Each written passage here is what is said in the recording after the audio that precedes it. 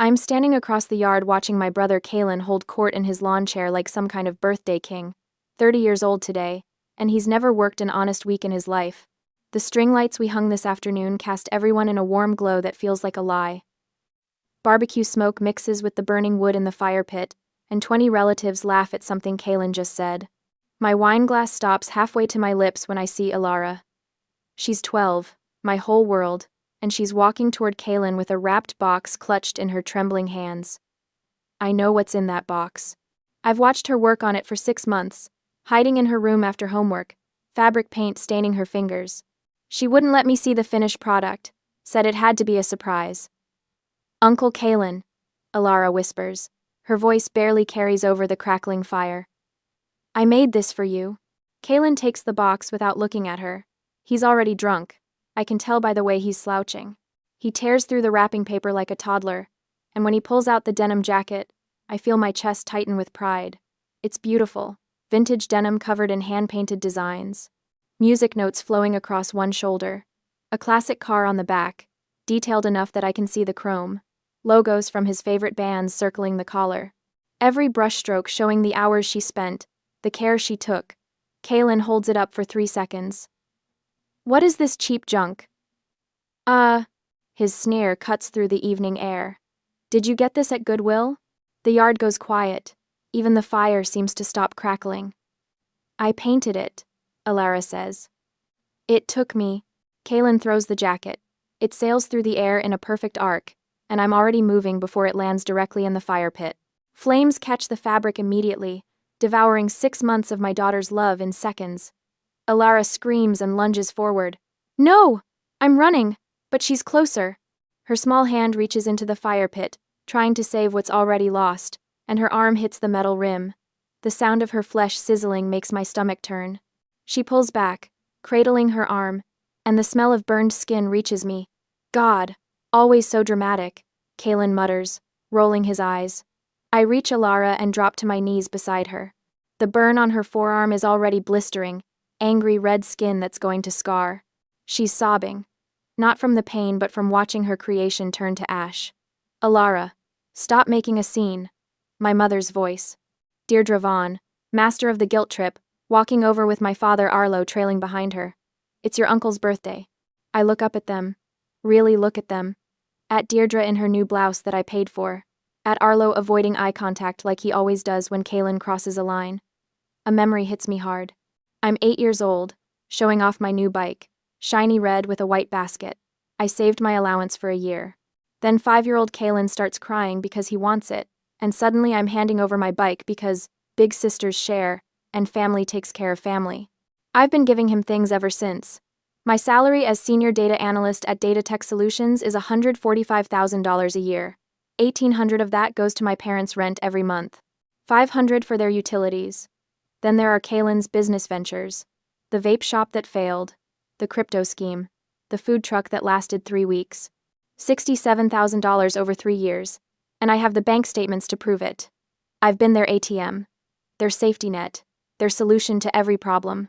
But Ilara is crying, and her arm is burned, and nobody in this yard full of relatives is doing anything but looking uncomfortable. I set my wine glass down on the grass with deliberate care. The kind of precision I use at work when I'm about to deliver bad news to a client. We're leaving, I say. Marissa. Deirdre's voice has that warning tone. The one that used to make me cave immediately. You're overreacting. She's fine. I scoop Ilara up without responding. She's 12 but small for her age, and she tucks her head against my shoulder. Her tears soak through my shirt. Marissa. My father finally speaks. Don't embarrass us like this. I look at him. At all of them. 20 relatives who watched a grown man throw a child's gift into a fire and did nothing. My keys are in my pocket. I dig them out with one hand while holding Ilara with the other. Mom? Ilara whispers against my neck. It hurts. I know, baby. We're going to the hospital. Kalen laughs from his lawn chair. Actually laughs. She barely touched it. Stop being so sensitive. Something inside me that's been bending for 41 years finally snaps. Not with a dramatic crack, but with a quiet, definitive click. Like a door locking from the inside. I don't say another word. Not to Kalen, not to my parents, Not to anyone. I walk across the yard with Alara in my arms, and the only sound is my car keys jangling and my daughter's soft sobs.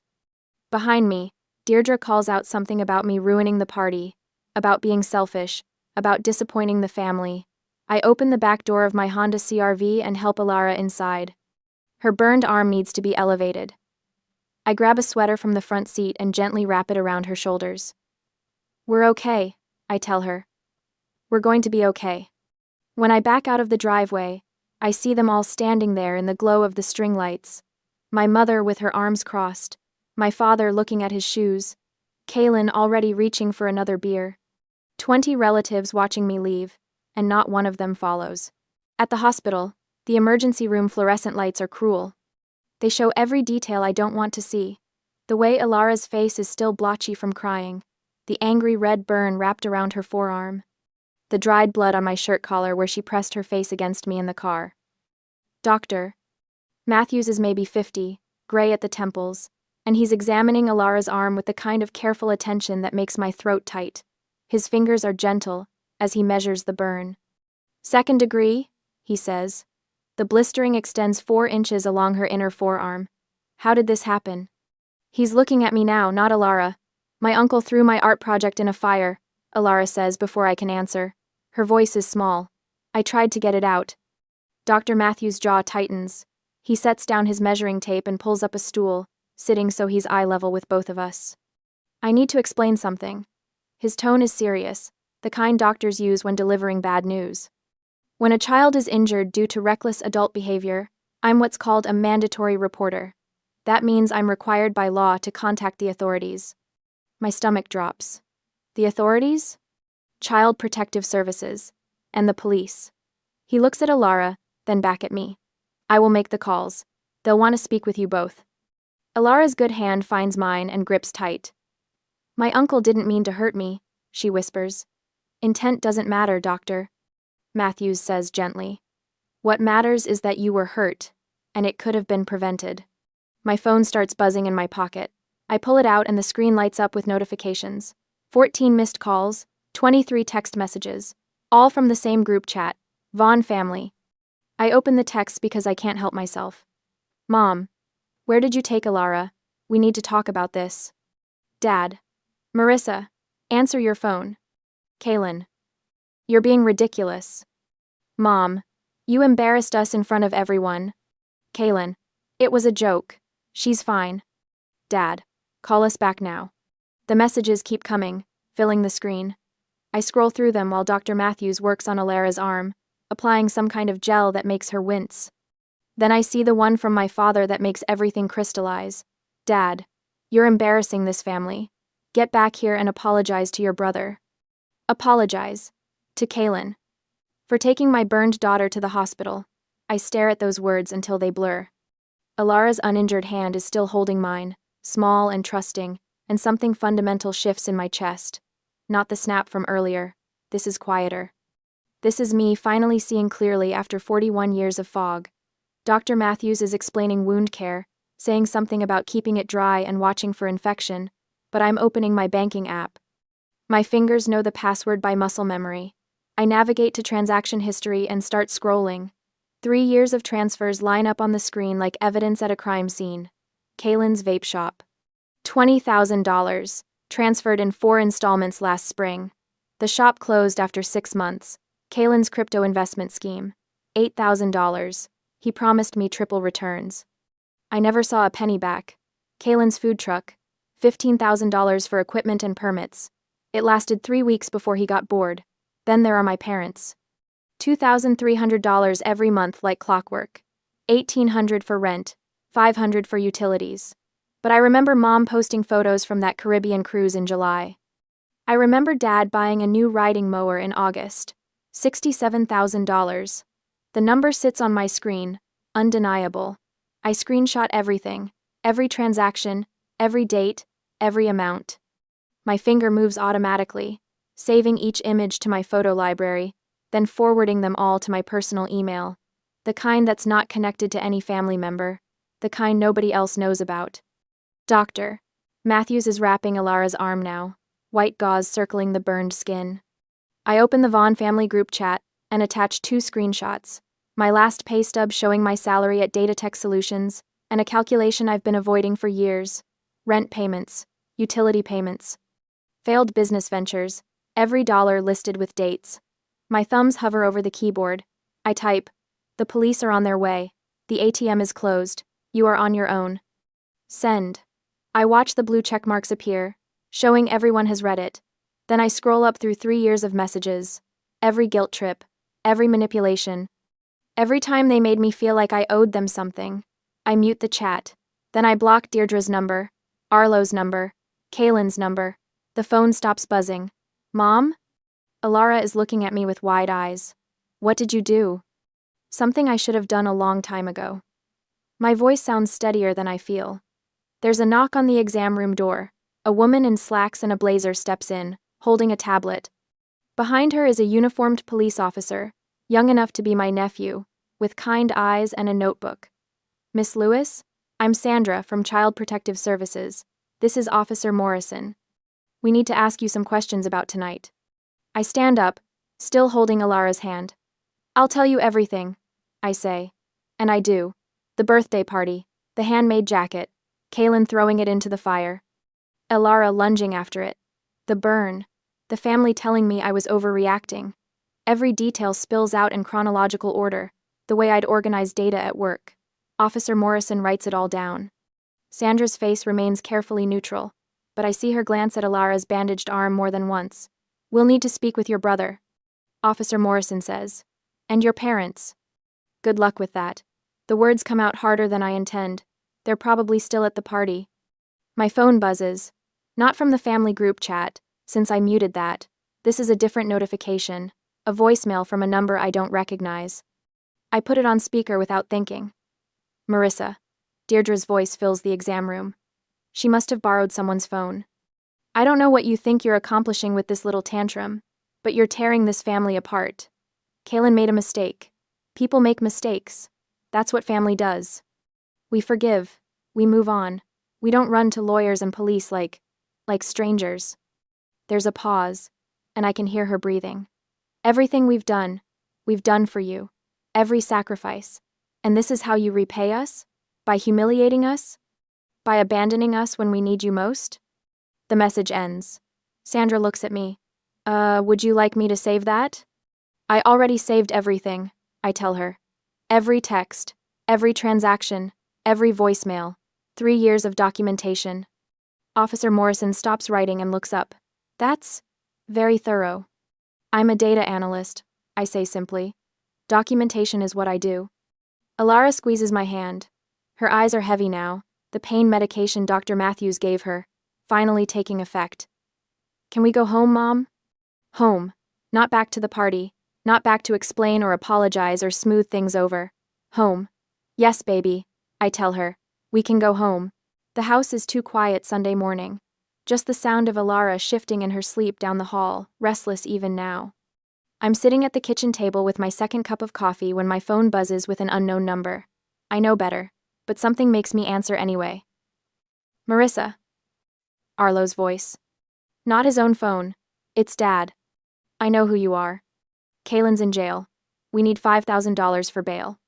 Behind him, I hear Deirdre's theatrical sobbing, the kind that's performed for an audience, with just the right pitch of desperation. I can picture her dabbing at dry eyes with a tissue. "Do you hear your mother?" Arlo says.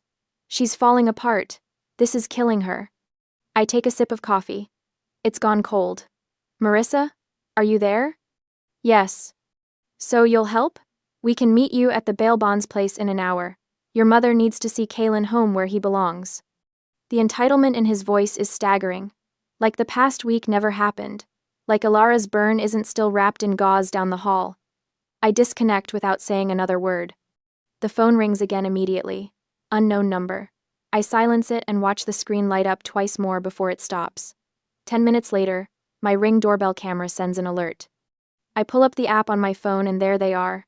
Arlo and Deirdre standing on my front porch like they have every right to be there. Deirdre is crying. Real tears this time, or at least real enough for the neighbors to see. She's wearing black like she's in mourning, and Arlo keeps putting his arm around her shoulders in a way that looks rehearsed. I watch them through my phone screen. Deirdre rings the doorbell 3 times. Then she starts talking, her voice carrying across the lawn. My own daughter won't even answer the door. Won't help her baby brother. I raised her better than this. A jogger slows down to look. Mrs. Rodriguez from next door comes out to water her plants even though it's barely 8 in the morning. They stay for 45 minutes. Deirdre alternates between crying and calling my name. Arlo tries the doorknob twice. At one point, Deirdre sits down on the porch, steps and puts her face in her hands, shoulders shaking. It's Mrs. Rodriguez who calls the police. I see her on her phone, gesturing toward my house, her face set in angry lines. The patrol car pulls up 12 minutes later. Arlo spots it first and touches Deirdre's shoulder. She stands up slowly, wiping her eyes, and they walk to their car with dignity. Like they're the victims here. Like they're just a concerned family who got turned away. They're gone before the officer reaches my door. My phone buzzes with a text from Arlo an hour later. I read it while Alara picks at her breakfast across from me, her burned arm resting on a pillow. You did this. We're going to be homeless. I set the phone face down on the counter. Alara looks up at me, her eyes too old for 12. Was that them? Yes. What did they want? Money. She goes back to pushing scrambled eggs around her plate. She hasn't touched her bacon. When I reach over to light the stove to heat up some tea, she flinches at the click of the ignition. The eggs go into the trash. I don't comment on it. That afternoon, I call Dr. Sarah Williams. Her receptionist can fit Alara in on Tuesday. I take the appointment and add it to my calendar with the same efficiency I use for work meetings. Tuesday evening, Alara comes out of her first therapy session with red eyes. Doctor. Williams walks her to the waiting room and gives me a look that says everything without words. Same time next week, Dr. Williams says gently. In the car, Alara stares out the window. We're halfway home when she finally speaks. Did I do something wrong? My hands tighten on the steering wheel. What? With the jacket. Was it not good enough? I pull into a parking lot and put the car in park, turn to face her. You did nothing wrong. Not one single thing. Then why did he? Because he's broken inside. And broken people break things. That's not your fault. She nods, but I can tell she doesn't believe me yet. Her art supplies are still untouched in the corner of her room. I saw them this morning when I went to wake her up. Wednesday brings Aunt Cheryl. I don't recognize the Arizona number, so I answer thinking it might be work-related. Marissa, honey. Her voice drips with false concern. Your mother called me. She's devastated. I'm sure she is. Now I know there's been some family drama, but family takes care of family. Your parents raised you. They sacrificed so much. And Kaylin, well, he's just going through a rough patch. We all need help sometimes. The speech sounds rehearsed. Probably because it is. I can hear Deirdre's words coming out of Cheryl's mouth. I'm protecting my daughter. This conversation is over. I hang up before she can respond.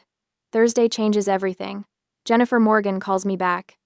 I found her through the domestic violence resources the hospital gave us, and I wasn't sure she'd take the case. But her voice is crisp and professional when she speaks. I'm taking this pro bono. I've seen cases like this before. We're filing for a restraining order against your entire family. The whole family? Your parents enabled the assault. Your brother committed it. Anyone who contacts you on their behalf becomes part of the harassment pattern. We're building a wall, Marissa. A legal wall they can't climb over? That same afternoon, I freeze both mine and Alara's credit reports. Jennifer walks me through it on the phone, explaining how my mother knowing our social security numbers makes us vulnerable. Identity theft is common in these situations, she says. Financial abuse doesn't stop just because you cut off access. The security system gets installed Friday morning. Cameras at every entrance. Motion sensors. A panic button by my bed. The technician shows me how to access everything from my phone. You'll get alerts for any movement, he explains. You can review footage going back 30 days. Friday afternoon, my work phone rings. Harrison. Marissa? Got a minute? I close my office door. Of course. The director position. It's yours if you want it. $175,000 base salary. You've earned this. I sit down hard in my desk chair. $30,000 more a year. Money that used to go to my family's rent, their utilities, They're emergencies that were never really emergencies. I want it. I say, congratulations. Paperwork will be ready Monday. That night, Alara is having another nightmare. I hear her crying through the wall and go to her room. She's tangled in her sheets, whimpering about fire. I sit on the edge of her bed and smooth her hair back. She wakes up slowly, her eyes focusing on me in the darkness. Mom? I'm here. I dreamed the whole house was burning. All my drawings. Everything. Just a dream. We're safe. She burrows against my side, and I hold her until her breathing evens out. But I don't leave. I stay there, watching her sleep, thinking about the spreadsheet I made earlier. $1,800 for rent, $500 for utilities, countless loans that were never paid back, $67,000 over 3 years. I've been funding my own abuse, paying them to hurt us. The realization sits in my chest like a stone. It's almost 4 o'clock when my phone buzzes with a security alert. I'm back in my own room, reviewing the restraining order paperwork Jennifer sent over, when the notification lights up my screen. Motion detected at garage. I pull up the camera feed. The image is grainy in the darkness, but the motion-activated lights click on, and I see him clearly. Kalen. He's walking toward my garage with that distinctive swagger. The entitled roll of his shoulders. His hands are carrying something metal. A crowbar, maybe. Or a tire iron. He stops at the garage door and looks directly at the camera. Smiles. My finger hovers over 911 on my speed dial. My other hand is already taking screenshots, documenting everything. Evidence for Jennifer. Proof for the restraining order. Kalen raises the metal object and takes a step closer. I press call. 911. What is your emergency? There is an intruder at my garage, I whisper, my eyes glued to the screen. On the feed, the motion sensor floodlights blaze to life, blindingly bright. Kalen flinches, shielding his eyes. He spots the camera lens, creates a rude gesture, and stumbles backward. He turns and runs into the darkness, just as the distant wail of a siren cuts through the night. He got away. For now. The morning after Kalen's garage prowling, I sit at my kitchen table with a cup of coffee going cold between my hands. The police arrived 3 minutes too late last night. They took a report, patrolled the neighborhood, but he was gone. My phone shows 3:47 a.m. on the security camera footage, Kalen's distinctive swagger as he approached my garage. The metal tool in his hands catching the motion sensor light. I have the report number. I have the footage. But watching that freeze frame in the quiet dawn light, something else catches my attention. The Ford Bronco in the Vaughn driveway, visible in the background of the frame before he blocked the view. I bought that truck 2 years ago when Kalen claimed he needed reliable transportation for job interviews. $23,000. The title is in my name because his credit was garbage. The insurance comes out of my account every month. $162 that I've paid 24 times now. He's been driving my truck. Alara shuffles into the kitchen, hair messy from sleep. The burn scar on her arm is healing but still angry pink. She doesn't ask why I'm up so early anymore. She knows. Morning, baby. I close my laptop. Want some pancakes? Just cereal. She pours herself a bowl, and we eat in comfortable silence. This is our new normal. Quiet mornings. No drama. No relatives showing up unannounced, because I finally got that restraining order after the party incident. But the restraining order doesn't cover my property. After Alara leaves for school, I pull up Kevin's number. He runs a towing company, helped me when my CRV broke down last year. Honest guy. Doesn't ask unnecessary questions. Kevin? Marissa Lewis. I need a truck towed from an address. It's mine. Title's in my name. No problem. What time? 6 a.m. tomorrow. Before anyone's awake. I text him the Vaughn address and the Bronco's plate number. Then I pour fresh coffee and open my banking app. That automatic payment to their landlord? Cancelled 3 weeks ago. The utility payment? Gone. Every subscription I was covering? Done. My phone stays quiet until 9:32 a.m. Then Kalen's call comes through. I let it go to voicemail, watching the notification light blink. When I play it back, his voice is shaking with rage. That's my truck. You can't just take it. I need that to get to job interviews. The last part almost makes me laugh. Job interviews. Right. You're a vindictive witch, you know that? I'm calling the cops. I forward the voicemail to Jennifer Morgan, my attorney. Her response comes back in 2 minutes. Beautiful. He just admitted he's been using your property. Want me to respond? Please. Jennifer's email to Kaylin is 3 sentences.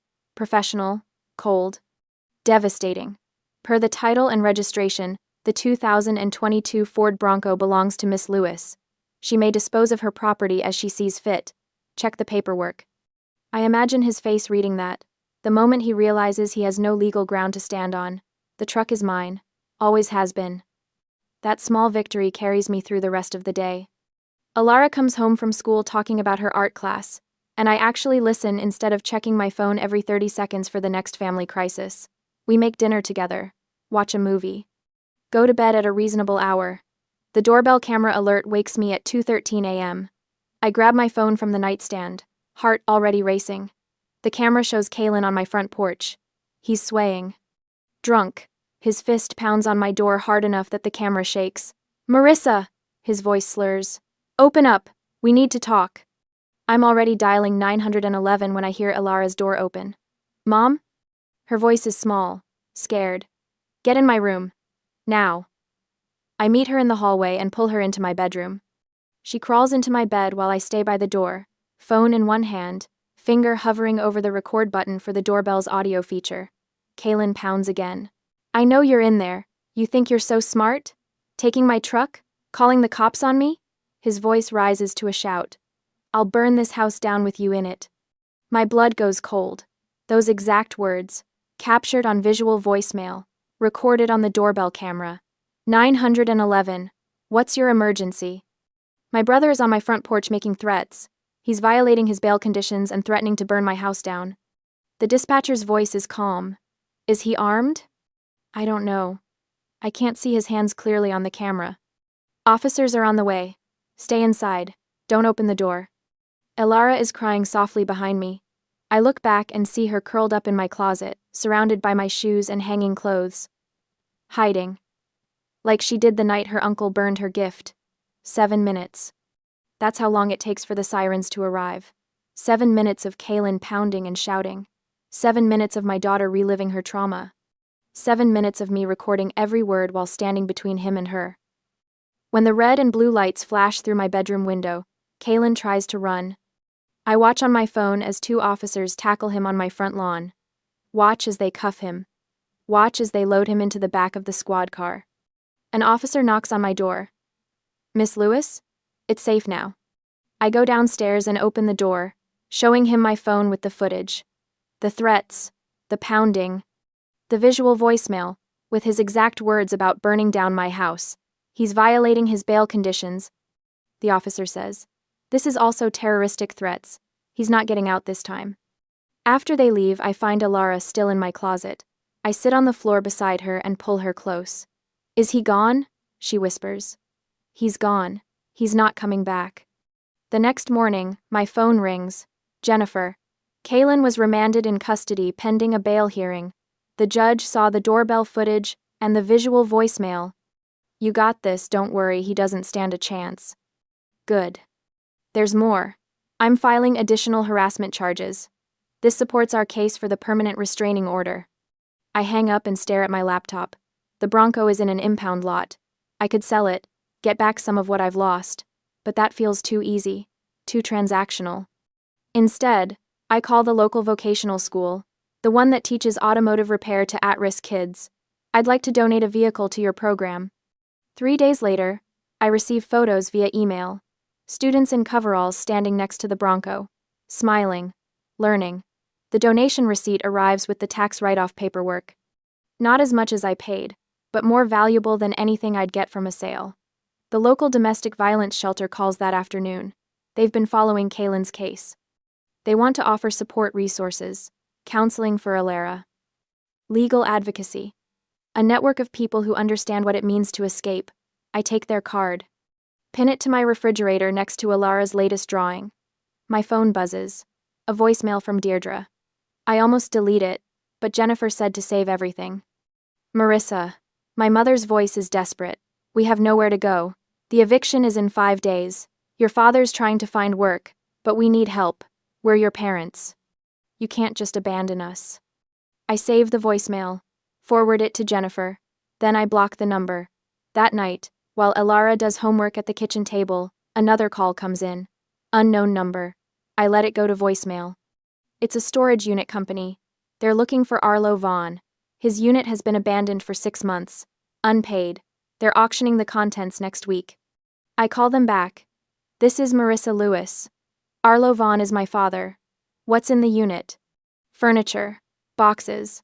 Looks like household items. Are you paying the back rent? No, auction it. Because that's the pattern, isn't it? They've been living beyond their means long before I started funding their lifestyle. The cruises while I paid their rent. The new cars while I covered Kaylin's bail.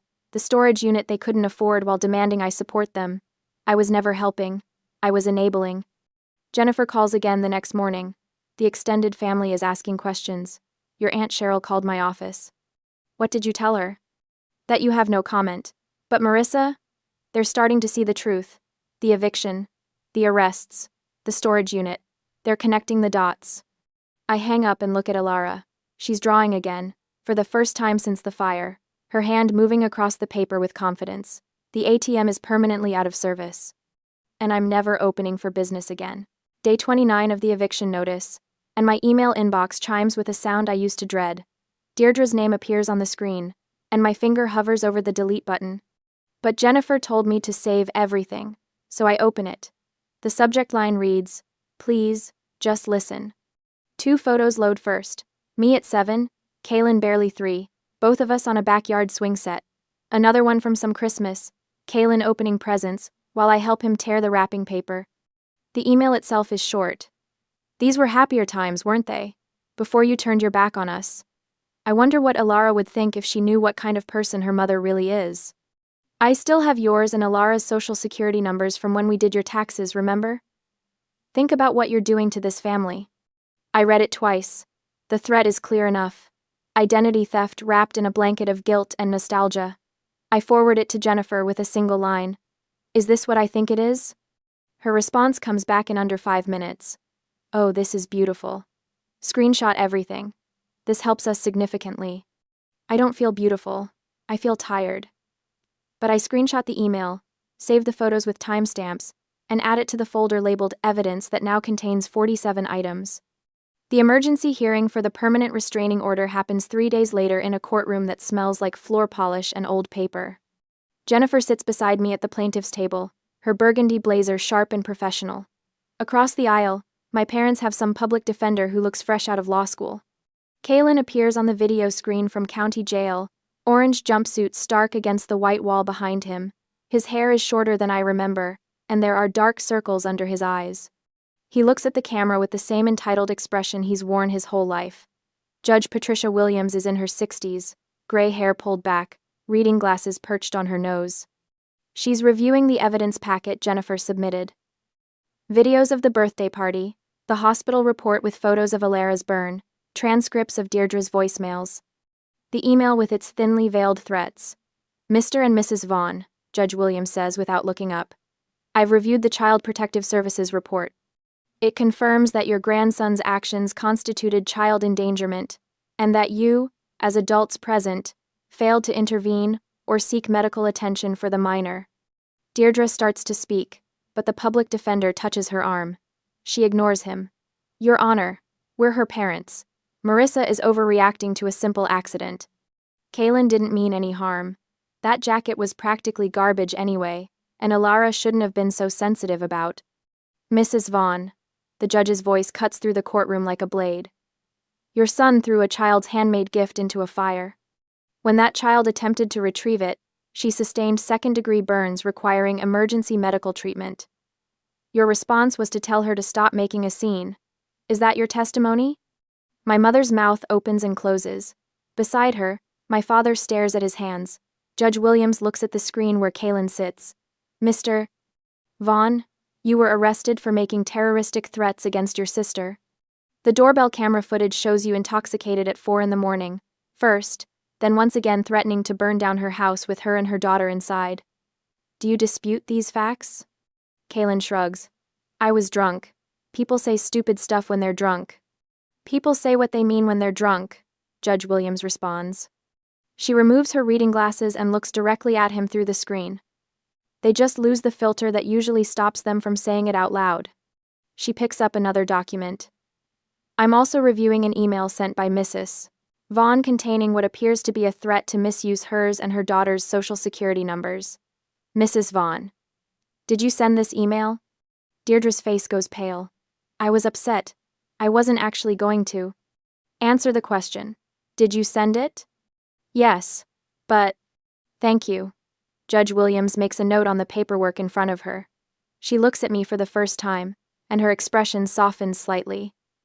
Miss Lewis, I'm issuing a comprehensive restraining order valid for 5 years.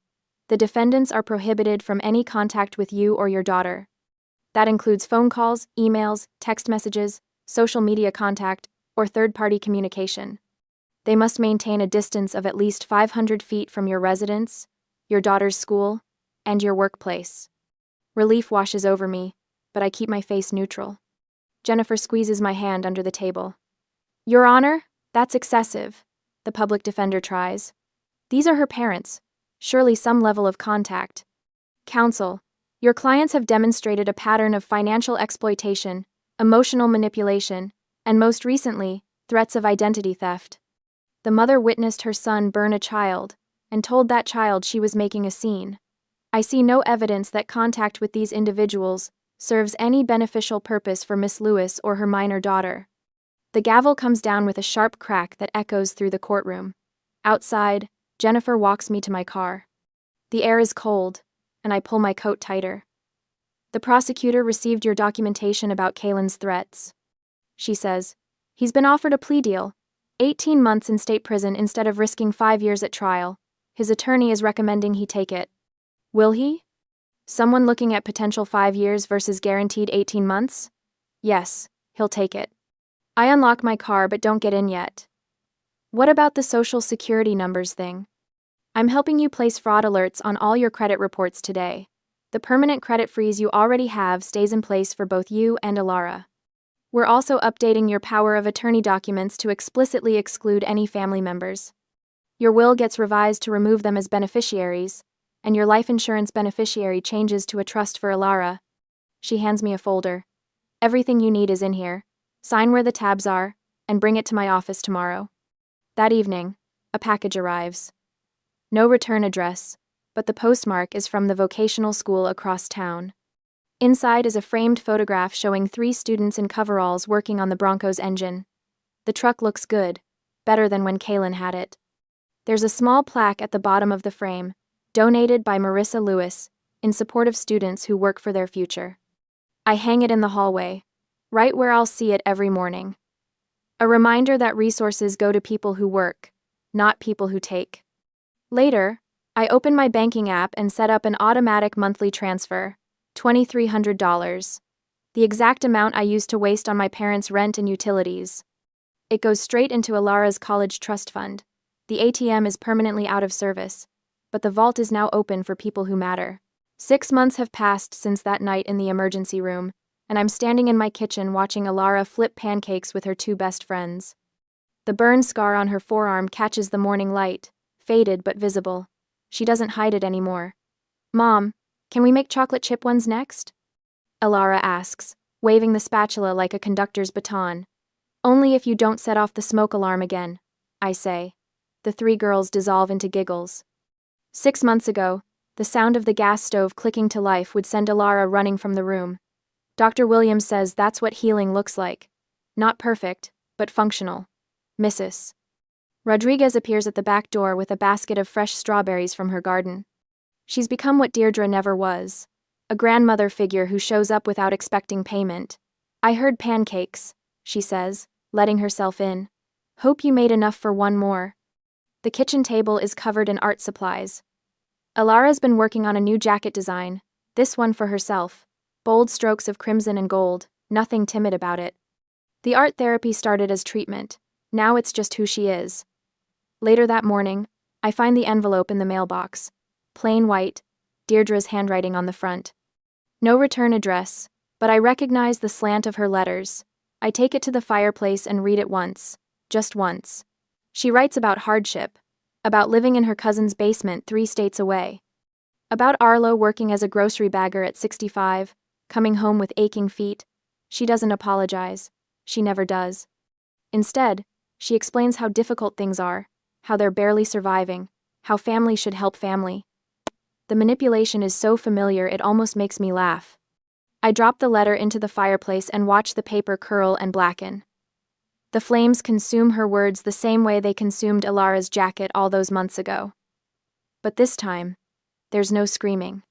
No desperate attempt to save what's burning, just release. That evening, our chosen family gathers around my dining table, Harrison and his wife Diane, Mrs. Rodriguez, with her famous empanadas. We started these monthly dinners 3 months ago, and they've become the kind of tradition I actually want to keep. Alara's birthday is next week, Diane says, passing the salad.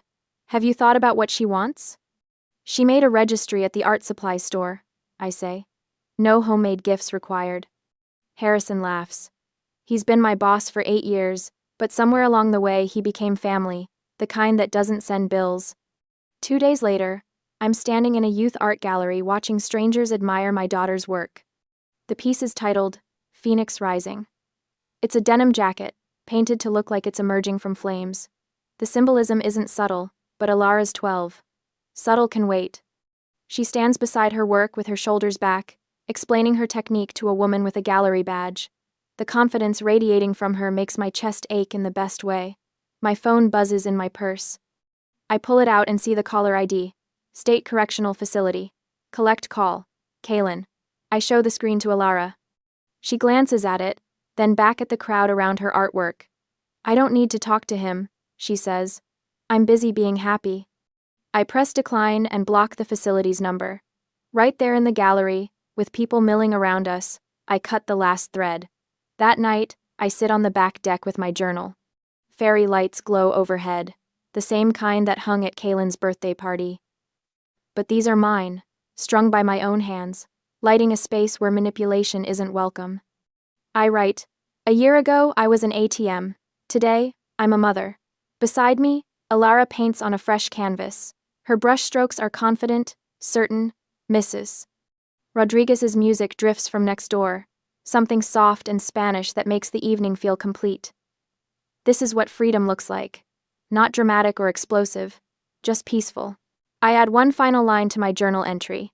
The ATM is permanently out of service. Alara glances over at what I've written and grins. Good, she says. We never needed them anyway. Said. She's right. We didn't. Have you ever had to choose between family and your child's safety? Sometimes love means letting go. What would you have done?